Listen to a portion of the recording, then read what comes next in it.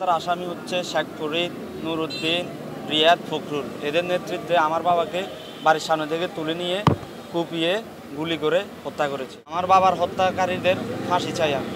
সামনে আমরা মানববন্ধন করতে আসছি, সেই নাঙ্গলকোট বক্সবন্ধ থেকে শত শত লোক আসছি মানববন্ধনে অংশগ্রহণ করার জন্য।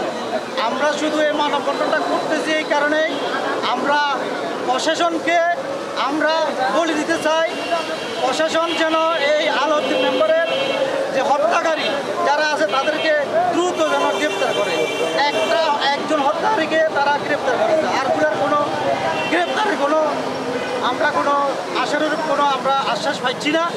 আমি বারবারে বলছি প্রশাসনকে, আপনারা খুব জরুরি আপনারা বাকি যে আসামিগুলো আছে ওনাদেরকে গ্রেপ্তার করে আইনের আওতায় এনে আমরা যেন এদের ফাঁসি কার্যকর করতে পারি আইনের মাধ্যমে। আমাদের চাওয়া এটাই আপনাদের কাছে, এবং বাংলাদেশ সরকারের মাননীয় স্বরাষ্ট্র উপদেষ্টা মহোদয়ের প্রতি আকুল আবেদন। উনি একজন সাবেক মেম্বার ছিল, জনপ্রতিনিধি ছিল, ওনার হত্যাকারীদের যেন বিচারটা আমরা সুস্থভাবে আমরা পাই আপনাদের কাছে, এটাই আমার। ২৪-এর যে গণ অভ্যুত্থানের পরে আমরা যে দেশ পেয়েছি, এই স্বাধীন দেশে এভাবে একটি বিচার বহির্ভূত হত্যাকাণ্ড তার তীব্র নিন্দা জানাচ্ছি।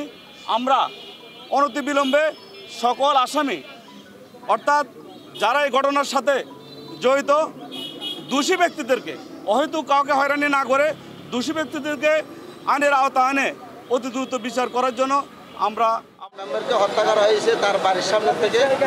এখন এই খণ্ডদান আসামি এজাহারভুক্ত এবং 10 জন আসামি অজ্ঞাতনামা আমরা একটা মামলা করি, মামলা দায়ের করে নাঙ্গলকোট থানায়।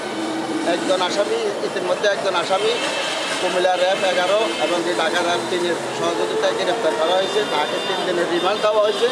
রিমান্ডে ওইখানে থানায় তেমন একটা কোনো পানিশমেন্ট দেয় নাই, তেমন একটা কোনো তৎপরতা নাই প্রশাসন। এখন আজকে আমরা সবাই কুমিল্লা প্রেস ক্লাবের সামনে মানববন্ধনের জন্য অনেক লোক এখানে 150-200 লোক এখানে সমবেত হয়েছি।